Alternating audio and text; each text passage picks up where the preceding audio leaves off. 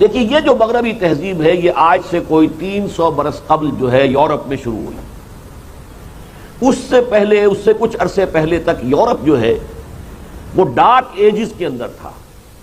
وہاں علم کا، تہذیب کا، تمدن کا کوئی نشان نہیں تھا.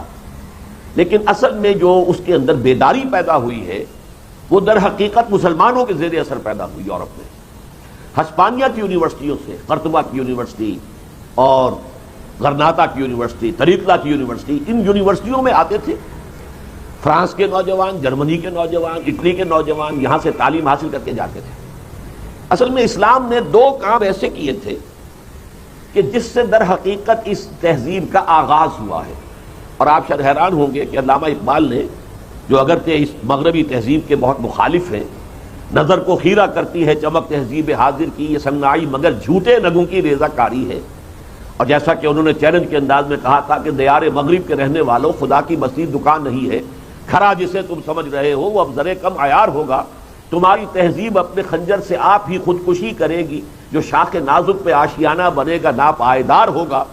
تو جو اس مغربی تہذیب کے شدت کے ساتھ مخالف ہیں وہ بھی یہ کہتے ہیں اپنے خطبات میں کہ مغربی تہذیب کا انر کور جو ہے وہ خالص قرآنی ہے. جب میں نے پہلی مرتبہ یہ بات پڑھی تھی میں چونک گیا تھا کہ علامہ کیا بات کہہ رہے ہیں. ویسٹرن سویلائزیشن کا انر کور ایک ہے اس کا اندرونی، اور پھر اس کے اوپر جو ہے ردے چڑھے ہیں، اس کے اوپر غلاف آتے چلے گئے ہیں. تو انر کور انہوں نے کہا قرآنی، اور یہ بات 100% صحیح ہے. قرآن مجید نے فکر انسانی کے اوپر جو قیود تھیں، حدود تھیں، دباؤ تھا، لیمیٹیشنز تھیں، دو اعتبارات سے ان کو علیحدہ کیا، دور کیا، ختم کیا، لبریٹ کیا انسان کے فکر کو. پہلی بات یہ کہ توہمات پر اپنے موقف کی بنیاد نہ رکھو، علم پر موقف کی بنیاد ہونی چاہیے. ان السمع والبصر والفؤاد کل اولئک کان عنہ مسئولا، کہ ہم نے تمہیں آنکھیں دی ہیں، کان دیے ہیں، یہ دماغ دیا، اس کو کام میں لاؤ، ان نعمتوں کا تم سے حساب لیا جائے گا. توہمات کے دائرے میں نہ رہو، ان سے نکلو. وہم اور توہمات اور من گھڑت خیالات اور نظریات نہیں، بلکہ یہ کہ علم پر اپنے موقف کی بنیاد رکھو. ولا تقف ما ليس لك به علم ان السمع والبصر والفؤاد كل اولئک کان عنہ مسئولا.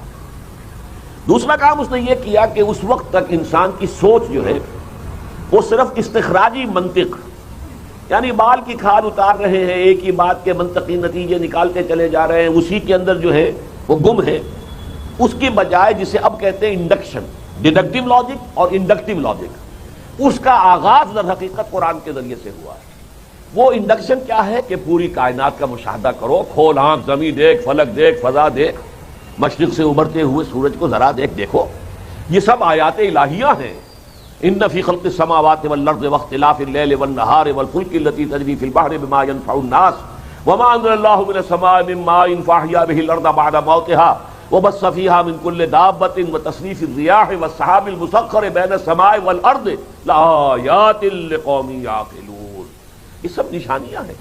دن ہے، رات ہے، آسمان ہے، زمین ہے، دن رات کا الٹ پھیر ہے، یہ بادلوں کا چلنا ہے، ہواؤں کا چلنا ہے، بارش کا برسنا ہے، روئیدگی کا زمین سے نکلنا ہے، اور سمندروں میں اور دریاؤں میں کشتیوں کا چلنا ہے، اور جتنے ہم نے یہ چوپائے زمین میں، یہ سب ہماری نشانیاں ہیں. مشاہدہ کرو، غور و فکر کرو، سوچ بچار کرو. ان چیزوں کی جو ہے خلقت کے اندر جو قوانین فطرت مضمر ہیں انہیں تلاش کرو، اور ان کو پھر اس کے ذریعے سے جو قواعد فطرت ہیں ان کو استعمال کرو. اس لیے کہ قرآن کہتا ہے یہ تو سورج اور چاند بھی ہم نے تمہارے لیے مسخر کر دیے. سخر لکم ما فی السماوات و ما فی الارض، تمہارے لیے انسان کو ہم نے خلیفۃ اللہ بنایا ہے، اللہ کا خلیفہ ہے اس زمین پر، تو اس کے لیے مسخر کر دیے گئے ہیں. سورج بھی اور چاند بھی اور ہوائیں بھی، یہ ساری چیزیں مسخر ہیں. تو ان کو استعمال کرو، ہارنس کرو، ان کو لگام لگاؤ، لگام ڈالو، اور ان کو اپنے استعمال میں لاؤ. یہ ساری چیزیں جیسا کہ میں نے عرض کیا ہے یہ خالص اسلامی بنیاد پر یورپ میں یہ فکر پھیلا. اور پھیلا کن کے ذریعے؟ جو ہسپانیہ کی یونیورسٹی میں آ کر پڑھتے رہے اور پھر واپس جاتے رہے. ہمارے نوجوان تو امریکہ جاتے ہیں پھر وہیں آباد ہو جاتے ہیں. اس میں صرف ان کا قصور نہیں، ہمارا بھی قصور ہے. ہم نے یہاں ایسے حالات ہی پیدا نہیں کیے کہ وہ واپس آ کر یہاں انہیں کو باعزت مقام مل سکے. لیکن ان کو بھی وہاں پر سنہری زنجیریں ایسا جکڑ لیتی ہیں کہ وہاں کے حالات، وہاں کی آمدنیاں، وہاں کی جو بھی ان کو آسائشیں ہیں، پھر ان کو چھوڑ کر یہاں آنا ممکن نہیں رہتا. لیکن وہ نوجوان جو فرانس سے گئے، جو اٹلی سے گئے، جو جرمنی سے گئے، وہ واپس آئے. وہ اپنے ذہن کے اندر ایک نئی روشنی لے کر آئے، کھلا ذہن لے کر آئے، روشن خیالی لے کر آئے، غور و فکر اور سوچ و بچار کی ان کی جو صلاحیتیں تھیں، فیکلٹیز تھی مینٹل، وہ بیدار ہوئی. اب انہوں نے آ کے پھر اپنے ہاں دو تحریکیں شروع کی. ایک کو کہتے ہیں تحریک اصلاح مذہب، ریفرمیشن، کہ مذہب کے معاملے میں بھی یہ جو ہم نے جو پاپائیت کا نظام قائم ہے اور پوپ کو اختیار ہے جو چاہے وہ جس چیز کو چاہے حلال کہہ دے، جس چیز کو چاہے حرام کہہ دے، یہ کیا، یہ کیسے ایک انسان کے ہاتھ میں یہ اختیارات آ سکتے ہیں؟ ہر انسان کو حق ہونا چاہیے کہ وہ بائبل پڑھے اور خود جو ہے علم حاصل کرے. اس سے ان کے ہاں ایک نیا مذہب پیدا ہوا اور جس کا نام پروٹیسٹنٹس ہے. ورنہ اس سے پہلے سب کے سب جو ہے وہ ایک ہی طرح کے عیسائی تھے جنہیں آج کل آپ کیتھولکس کہتے ہیں، رومن کیتھولکس. پورے یورپ کے اوپر اسی کا جو ہے وہ غلبہ تھا. اور دوسرے یہ کہ ایک تحریک احیاء علوم شروع ہوئی، علم کو دوبارہ زندہ کیا جائے. اس لیے کہ جب تک پوپ کا اقتدار تھا پورے یورپ میں، سائنس اور فلسفہ پڑھنا گناہ تھا، گناہ عظیم، گناہ کبیرہ، جرم. جس کے گھر سے کوئی سائنس کی کتاب نکل آئی زندہ جلا دیا گیا، کسی کے گھر سے فلسفے کی کتاب برآمد ہو گئی زندہ جلا دیا گیا. حالانکہ سائنس اور فلسفے کا آغاز بہت پہلے یورپ ہی میں ہوا تھا، یونان میں. یونان کا فلسفہ، یونان کی سائنس. لیکن اب وہ سائنس اور فلسفہ وہاں مر چکا تھا، دفن ہو چکا تھا پوپ کے اقتدار کے تحت. لیکن اب جو ہے مسلمانوں کے زیر اثر اب سائنس اور غور و فکر، کائنات کا مشاہدہ اور مطالعہ اور اس سے نتائج اخذ کرنا، اور جو یہ نیچرل فورسز ہیں، جو اس کے اندر توانائی ہے، انرجی ہے. اب جیسے آگ کے اندر ایک انرجی ہے، معلوم ہوا کہ آگ کی انرجی کو ہم استعمال کر سکتے ہیں. کسی شخص نے دیکھا کہ چولہے کے اوپر ہانڈی چڑھی ہوئی ہے اور اس کا ڈھکنا جو ہے وہ بج رہا ہے، اٹھ رہا ہے. کیوں اٹھ رہا ہے؟ کس نے اس کو اٹھایا؟ قانون تو یہ تھا کہ جب تک کوئی طاقت جو ہے باہر سے آ کر اس پر عمل نہ کرے، کوئی شے جنبش نہیں کرتی. تو کیا چیز جنبش کرا رہی ہے؟ اس کو معلوم ہوا کہ اسٹیم، یہ جو بھاپ ہے اس میں طاقت ہے، وہ اس کو اٹھا رہی ہے. تو آپ نے اسٹیم انجن ایجاد کر لیا.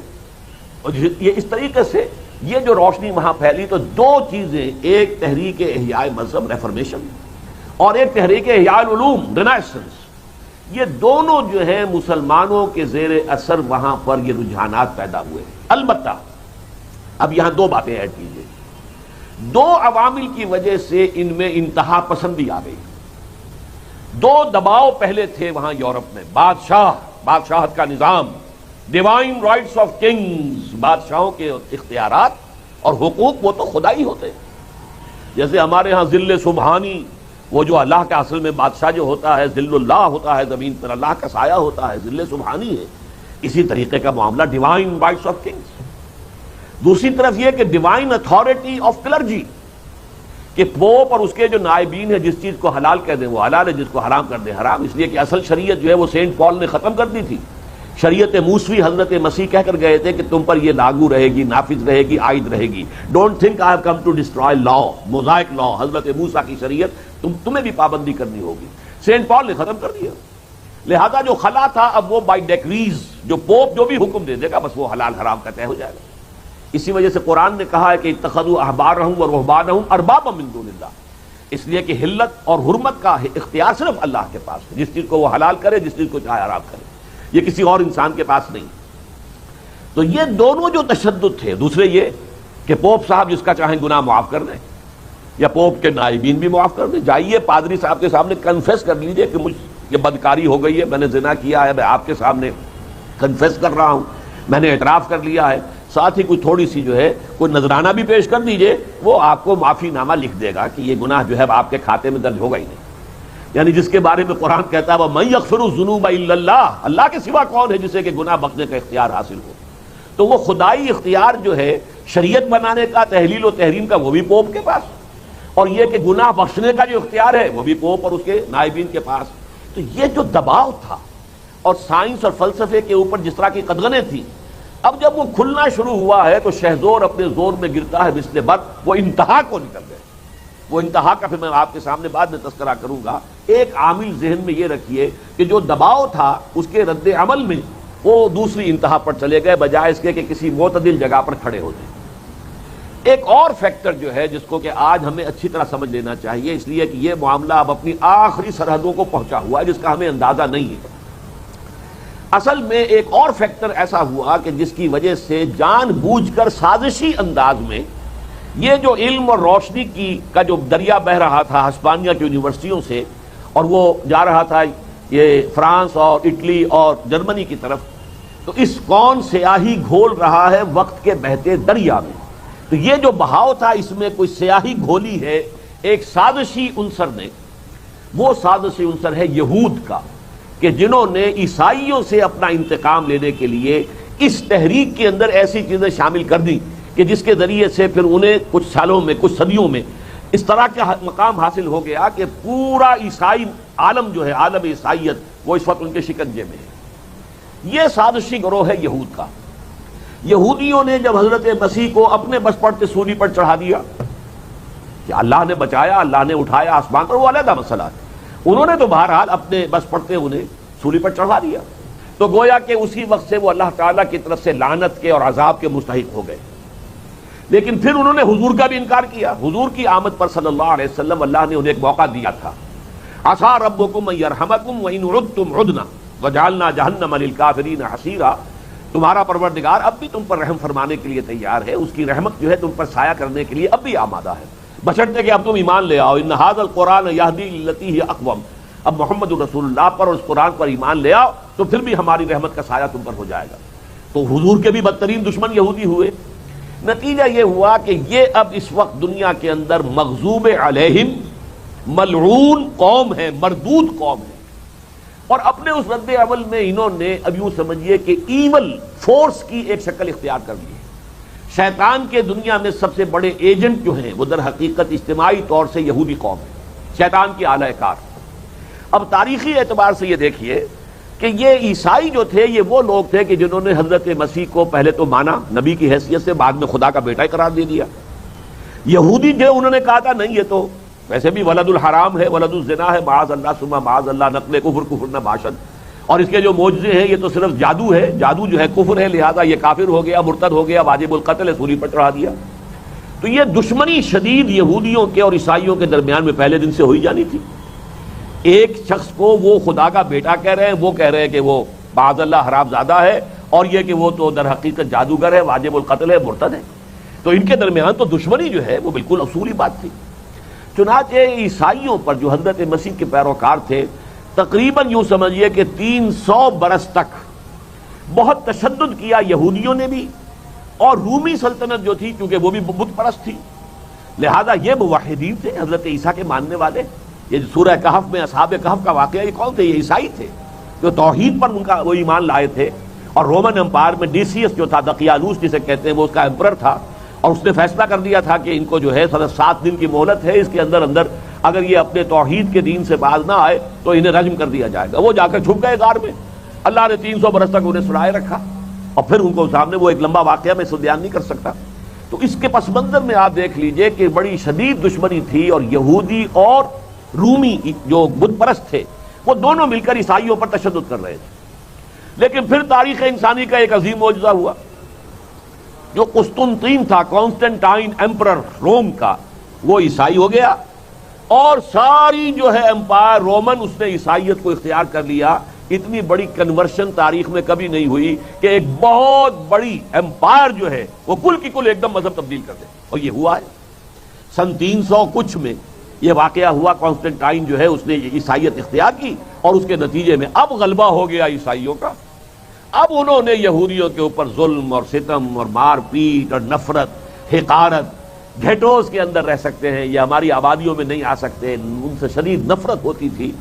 لہذا یہ عرصہ اب چل رہا تھا یہودیوں کی پرسیکیوشن کا۔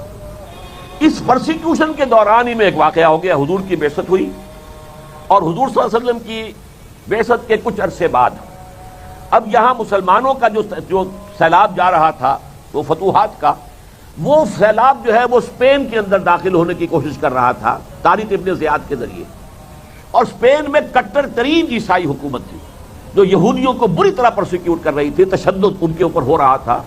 یہودیوں نے اس موقع کو غنیمت جانا، اور طارق ابن زیاد رحمہ اللہ کی مدد کی، انہیں راستے بتائے تاکہ یہ عیسائیوں کی حکومت یہاں ختم ہو جائے۔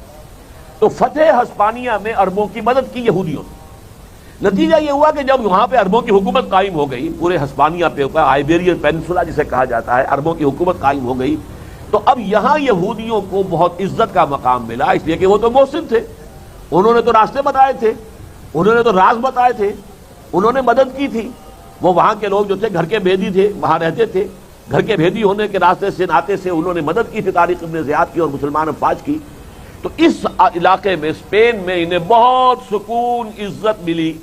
یہی وجہ ہے بن گورین نے جو کتاب لکھی ہے اس نے صاف لکھا ہے Muslim Spain was the golden era of our diaspora. سن 70 عیسوی میں کہ جب نکال دیا تھا رومنز نے یہودیوں کو فلسطین سے، نکل جاؤ یہاں سے، ان کا ہیکل سلیمانی گرا دیا جو دوبارہ بنا تھا، سیکنڈ ٹیمپل اسے کہتے ہیں، وہ گرا پڑا ہوا ہے. اب 2000 ہے، سن 70 میں گرا تھا تو 1930 برس ہو گئے اسے گرے ہوئے. وہ ابھی اس کی صرف ایک دیوار ہے، وہ ویلنگ وال، وہاں جاتے ہیں وہ کچھ ماتم سا کرتے ہیں، روتے ہیں، پیٹتے ہیں، تورات پڑھتے ہیں. باقی یہ کہ ان کے پیش نظر ہے اپنا ٹیمپل تیسرا بنانا، لیکن تاحال نہیں بنا. اس حوالے سے در حقیقت ان کا جو ڈایاسپورا تھا اس کا وہ کہتا ہے گولڈن ایرا ہمارا جو ہے اس کا وہ ہے مسلم اسپین. اب یہاں اسپین میں بیٹھ کر یہودیوں نے سازشی جال پھیلایا اور عیسائیوں سے انتقام لینے کے لیے یہ جو رد عمل تھا، فکر کو جب کہ آزادی ملی اسے مادر پدر آزاد کر دیا، جو منہ میں آئے بک دو، جو چاہے کہہ دو، جس کو جو چاہے کہہ دو. تم جو حضرت مسیح کو حرامزادہ بھی کہہ سکتے ہو، کوئی تمہیں پوچھنے والا نہیں ہے. سن آف مین کہہ سکتے ہو، کوئی تمہیں پوچھنے والا نہیں ہے. وہ لبرلزم جو ہے وہ حدود اور قیود سے آزاد. سیکولرزم بھی ان کا ادا کردہ ہے. اس کی وجہ یہ ہے کہ اگر مذہب کا ریاست سے کوئی تعلق ہو تو یہودیوں کی کوئی حیثیت بنتی نہیں. وہ پوری دنیا میں 1.25 کروڑ یا 1.5 کروڑ ہے، 13 to 14 ملین، دیٹس آل. اب اگر کسی بھی ملک کے اندر مذہب کا کوئی تعلق، دین کا کوئی تعلق ریاست سے ہو تو ان کی تو کوئی حیثیت ہی نہیں. لہذا انہوں نے مذہب کا، دین کا اور ریاست کا، ہوئی دین و دنیا میں جس دم جدائی، حفظ کی امیری، حفظ کی وزیری، یہ کام بھی یہودیوں نے کروایا. اور یہ ڈیموکریسی کا تصور جو ہے انسان خود اپنا حاکم ہے، اپنا قانون بنائے، جو بھی چاہے کرے. اور پروٹیسٹنٹ مذہب کے پیچھے بھی انہی کا ذہن تھا. جیسے ہمارے ہاں جو تقسیم ہوئی ہے شیعہ سنی کی، اصل میں تقسیم یہی ہے. باقی حنفی، مالکی، شافعی، حنبلی یہ تو مسلک ہیں، یہ فقہی مسالک ہیں، یہ کوئی فرقوں کی حیثیت نہیں ہے. فرقہ حقیقت میں اگر کوئی ہے مسلمانوں میں تو شیعہ سنی، ان میں اختلافات خاصے گہرے ہیں. یہ کس نے کیا تھا؟ عبداللہ ابن سبا یہودی نے، جو الفتنۃ الکبریٰ شروع کیا حضرت عثمان کے دور خلافت میں، جس کے نتیجے میں حضرت عثمان جو ہیں وہ شہید کیے گئے. اور پھر حضرت علی رضی اللہ تعالیٰ عنہ کے عہد خلافت میں مسلسل خانہ جنگی رہی آپس میں. اور یہ شیعان عثمان اور شیعان علی، تقریباً 1 لاکھ مسلمان ایک دوسرے کی تلواروں سے، نیزوں سے، تیروں سے ختم ہو گئے. اسی طریقے سے یہ جو عیسائیت کو سپلٹ کیا ہے، کیتھولسزم اور پروٹیسٹنٹزم میں، یہ بھی یہودیوں کی سازش ہے. اور پروٹیسٹنٹس کے ذریعے سے پھر انہوں نے یورپ میں سود کی اجازت حاصل کی، ورنہ جب تک پوپ کا اقتدار وہاں تھا وہاں سود جو ہے حرام تھا، کوئی سودی ٹرانزیکشن نہیں ہو سکتا تھا پورے یورپ میں. یہ بھی پروٹیسٹنٹس کے ذریعے سے انہوں نے اجازت حاصل کی. اور چونکہ پروٹیسٹنٹزم کا سب سے بڑا مرکز جو ہے برطانیہ بنا، پھر فرانس بنا، تو یہاں پر ان کے جو ہیں ہاؤس آف راس چائلڈ اور یہ گولڈ سمتھس وغیرہ، جو بھی بڑے بڑے جو یہودی بینکرز کی فیملیز بنی ہیں، ان علاقوں میں بنی. پھر انہوں نے آپس میں یورپ کے لوگوں کو لڑایا، کرسچین جتنے بھی ممالک تھے، اور اپنے بڑے بھاری جو ہے شرح سود کے اوپر انہیں قرضے دیے. اور بینکنگ کا نظام پورا بنا کر، یہ بینکنگ کا نظام علامہ اقبال کے 2 اشعار میں آپ کو سنا دوں، یہ یہود کے ذہن کی ایجاد ہے. اور یہ اسی عرصے کے اندر یہ ایجاد ہوئی ہے، ورنہ پوری دنیا میں کہیں یہ بینکنگ کا نظام موجود نہیں تھا. نہ سود کا نظام تھا، نہ بینکنگ کا نظام تھا. ای بنوک، علامہ اقبال کہتے ہیں بینک کی جمع بنوک ہے عربی میں. ای بنوک، ای فکر چالاک یہود، یہ یہودیوں کی جو چالاک فکر ہے یہ اس کی پیدائش ہے، اس کا نتیجہ ہے جو بینکنگ کا نظام دنیا میں قائم ہوا. ای بنوک ای فکر چالاک یہود، نور حق از سینہ آدم ربود. آدمی کے دل کے اندر جو نور حق، جو اللہ تعالیٰ کی طرف سے روحانی جو ایک شے ڈالی گئی ہے، اس کو نکال کر اس نے انسان کو نرا حیوان بنا دیا. تا تہو بالا نہ گردد ای نظام، جب تک یہ بینکنگ سسٹم جو ہے اس کا بیڑا غرق نہیں ہوتا، یہ تہو بالا نہیں ہوتا، اس کی اینٹ سے اینٹ نہیں بچتی. دانش و تہذیب و دین سودائے خام، یہ خیال کہ کہیں کوئی حقیقی فکر اور حقیقی حکمت انسان کے ہاتھ میں آ سکتی ہے، واقعی کوئی انسانی تہذیب وجود میں آ سکتی ہے، واقعتاً کہیں دینی نظام قائم ہو سکتا ہے، یہ خام خیالی ہے، سودائے خام ہے، جب تک کہ یہ بینک کا نظام دنیا میں موجود ہے. یہ ہے حکیم الامت جو کہہ رہا ہے ای بنوک ای فکر چالاک یہود. اس لیے کہ علامہ اقبال 1905 سے 1908 تک یورپ میں رہے، وہاں جا کر مشاہدہ کر آئے تھے کہ فرنگ کی رگے جہاں پنجائے یہود میں ہے. اسی بینکنگ کے نظام کے ذریعے سے انہوں نے پورے یورپ کو جکڑ لیا تھا، اور سب کے سب جو ہیں گویا کہ ان کی پالیسیوں کے پابند ہو کر رہ گئے تھے. یہ ہے جو انتقام لیا ہے یہودیوں نے، اور انہوں نے اس کے اندر یہ پروٹیسٹنٹ مذہب بھی پیدا کیا. پھر آزاد خیالی، مادر پدر آزاد خیالی، جو چاہو کہو، جو چاہو کرو، اور جو بعد میں پھر protocols of the elders of the Zion کی حیثیت سے جو دستاویز آج موجود ہے، یہ تو خیر 1897 کی ہے، لیکن ان خطوط پر وہ کام صدیوں سے کر رہے ہیں، جس کے نتیجے میں یہ تہذیب بے خدا تہذیب ہو گئی، اس تہذیب سے اخلاقی اور روحانی قدریں نکل گئیں، اس تہذیب سے شرم و حیا کا جنازہ نکل گیا، اس تہذیب نے اللہ کو، گاڈ کو، جو بھی ہے اسے بند کر دیا عبادت خانوں میں، مسجد کے اندر جاؤ اللہ کو پوج لو، باقی ہماری مارکیٹ میں اللہ کا کوئی سروکار نہیں، ہمارے بینکنگ میں اللہ کا کوئی سروکار نہیں، ہماری پارلیمنٹ میں اللہ کا کوئی سروکار نہیں، ہماری ہائی کورٹ میں، سپریم کورٹ میں اللہ کا کوئی سروکار نہیں، اللہ جو ہے مسجد میں رہے، تم بھی گاڈ کو مانتے ہو رہے، تمہارا گاڈ سینیگوگ میں رہے یا کہیں کسی چرچ میں رہے، باقی یہ ہے کہ دنیا کا جو اصل جو نظام ہے پولیٹیکل سوشو اکنامک سسٹم، اس کا کوئی تعلق مذہب کے ساتھ نہیں، کسی دین کے ساتھ نہیں، کسی آسمانی تعلیم کے ساتھ نہیں۔ یہ ہے اس تہذیب کا پس منظر کہ نمبر ایک اس میں رد عمل پیدا ہوا، اگرچہ اس کی پہلی اینٹ اسلام نے رکھی، قرآن نے رکھی، لیکن اس میں گندگی کا جو ردع ایک قائم ہوا وہ ہوا ان کی انتہا پسندی رد عمل، اور دوسرا اس میں باقاعدہ سازش کے انداز میں کرسچین ورلڈ سے انتقام لینے کے لیے جو صدیوں تک ان کو پرسیکیوٹ کیا گیا تھا یہودیوں کو، انہوں نے اس تہذیب کو یہ رنگ دیا ہے۔ یہ ایک طرف بات آ گئی کہ مغربی تہذیب جو اس وقت گلوبل ہو چکی ہے، شروع ہوئی تھی یورپ میں، رینائسنس، ریفارمیشن، یہ تحریکیں یورپ میں شروع ہوئی، پھر اس کے نتیجے میں سائنس جو ہے اس کو عروج نصیب ہوا، یہ فطرت کی جو مخفی اور خابیدہ قوتیں ہیں انہیں انسان نے تلاش کیا، ان کو استعمال کرنا شروع کیا، یہ ہم نے بھاپ کی قوت ایجاد کر لی، اسے اسٹیم انجن بنا لیے، بجلی کا ایجاد ہو گئی اس سے، اور نہ معلوم اور کیا کچھ ہو گیا، اس کے بعد ایٹمک انرجی کی جو ہے ایجاد ہو گئی، اب کہاں سے کہاں انسان پہنچ چکا ہے۔ یہ سارا در حقیقت اس کا نتیجہ ہے جس کا کہ آغاز مسلم تہذیب کے تھرو ہوا تھا اسپین سے، لیکن رد عمل کی انتہا میں یہ معاملہ یہاں تک پہنچ گیا کہ آج کی مغربی تہذیب خالص دجالی تہذیب بن چکی ہے، یکچشم، آسمانی ہدایت سے بالکل وہ آزاد، کوئی ہمیں ضرورت نہیں کسی خدائی تعلیم، آسمانی تعلیم، کسی وحی کی ہدایت، کوئی آسمانی شریعت، کوئی اللہ کے دیے ہوئے قوانین، نہیں کچھ نہیں، رکھو انہیں اپنے پاس، ہم تو خود I'm the monarch of all I survey, ہم خود اپنے جو ہے وہ حاکم ہیں، نظام بنائیں گے جو چاہیں بنائیں گے۔ اور یہ تہذیب جیسا کہ میں نے پرسوں عرض کیا تھا، اس نے سیاست کے میدان میں سیکولرزم اور ہیومن ساورنٹی، اقبال کہتا سروری زیبا فقط اس ذات بے ہمتا کو ہے، حکمراں ہے ایک وہی باقی بتانے آزری، لیکن یہاں تو پوری دنیا میں ہیومن ساورنٹی ہے، پاپولر ساورنٹی، عوام حاکم ہے، عوام جو چاہیں گے فیصلہ کریں گے، ان کے نمائندے جو چاہیں گے قانون بنا لیں گے۔ معاشی سطح پر خاص طور پر جبکہ کمیونزم بھی مر گیا تو اب تو پوری دنیا میں ڈنکا بج رہا ہے، انٹرسٹ بیسڈ اور پرائیویٹ اونرشپ بیسڈ کیپٹلزم کا دنیا میں ڈنکا بج رہا ہے۔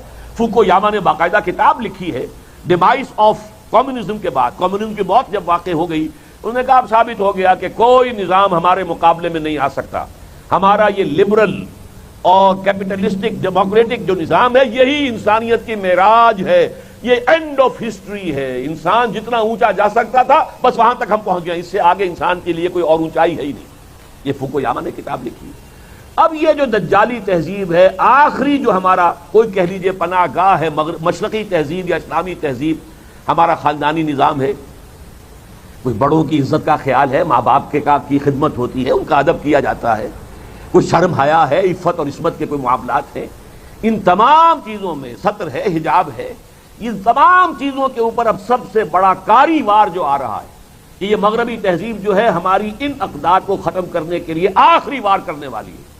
یہ پروسیس شروع ہو چکا کئی سال سے، پہلے قاہرہ کانفرنس ہوئی عورتوں کے حقوق کے نام پر، ہیومن رائٹس کے نام پر، عورتیں بالکل مساوی ہیں مردوں کے، لہذا اس میں جو ہے ان کو اپنا اختیار ہونا چاہیے۔ میں بتا چکا ہوں کہ اس کے بعد بیجنگ کانفرنس ہوئی، پھر اب بیجنگ پلس کانفرنس +5 کانفرنس ہونے والی ہے، اور اب ہو رہی ہے باقاعدہ یونائٹڈ نیشنز آرگنائزیشن کے تحت، اور وہ اسپیشل جنرل اسمبلی کا اسپیشل اجلاس ہو رہا ہے 5 جون سے لے کر 9 جون تک نیو یارک میں، اور یہ ہے ویمن 2000 اس کا عنوان ہے، اور بیجنگ +5 کے 5 سال میں بیجنگ کانفرنس میں ہم نے جو کچھ طے کیا تھا اس کا جائزہ لے کے کتنا کچھ عمل ہوا ہے، کیا کچھ ابھی اس میں کچھ مسلمان ممالک نے، ہماری بھی اس وقت کی وزیرہ عظمیٰ جو ہے ہماری بے نظیر صاحبہ گئی تھی وہاں پر بیجنگ میں، لیکن انہوں نے وہاں کچھ نہ کچھ کہا تھا کہ نہیں یہ ساری قدریں ہمارے ملک میں اس طور سے ابھی ہم اختیار نہیں کر سکتے، لیکن یہ کہ اب وہ کہتے ہیں کہ یہ جتنی بھی ریزرویشن بعض مسلمان ممالک نے کی تھی اب ہمیں سوچنا ہے کہ کیسے ان ریزرویشن کو ختم کریں، اور یہ کہ یہ اب معاملہ فرض کیجئے، میں نے چند مثالیں بھی آپ کو دے دی تھی۔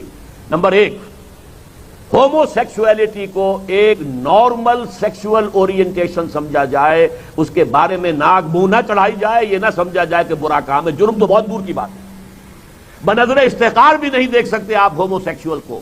اگر دو مرد آپس میں جنسی خواہش پوری کریں اور دو عورتیں آپس میں جنسی خواہش پوری کریں تو یہ بھی ایک اورینٹیشن ہے، کسی کا مزاج کچھ اور ہے، کسی کا مزاج کچھ اور ہے، مزاجوں کا فرق ہوتا ہے، بس مزاجی فرق ہے، اس کے سوا کچھ نہیں۔ نمبر 2، ہومو سیکسول میرجز کو نارمل فیملی کا درجہ دیا جائے۔ جو بھی ایک خاندان کا ایک نظام ہوتا ہے کسی معاشرے کے اندر، تو دو مرد اگر آپس میں میاں بیوی کا حیثیت اختیار کریں تو اسے بھی ایک نیچرل اور اس کو بھی ایک پوری طرح جو رسپیکٹیبل فیملی کا درجہ دیا جائے۔ نمبر 3، پروسٹیٹیوشن کو، قہبہ گری کو، عصمت فروشی کو بھی ایک پیشہ جو ہے اور اس کی ڈگنیٹی ہو، کہ جیسے کوئی فیکٹری لیبرر ہے، کام کر رہا ہے، فیکٹری ورکر ہے، ایسے ہی یہ سیکسول ورکر ہے، بس اسے سیکسول ورکر کہیں گے۔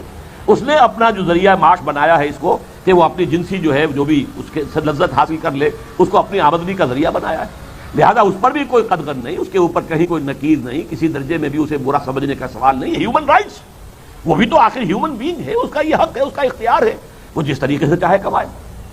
پھر یہ کہ مرد اور عورت جو ہے اگر شوہر اور بیوی بن ہی جائیں، اول تو یہ کہ یہ فیملیز کے یہ نظام آ رہے ہیں، تو اس میں بھی یہ ہے کہ عورت کو اس کا پابند نہ سمجھا جائے کہ وہ گھریلو کام کرے، بلکہ یہ مانا جائے کہ اگر وہ گھریلو خانہ داری کا کام کرتی ہے تو اس پر ویج طلب کرے، اجرت طلب کرے شوہر سے، یہ اس کا حق ہے۔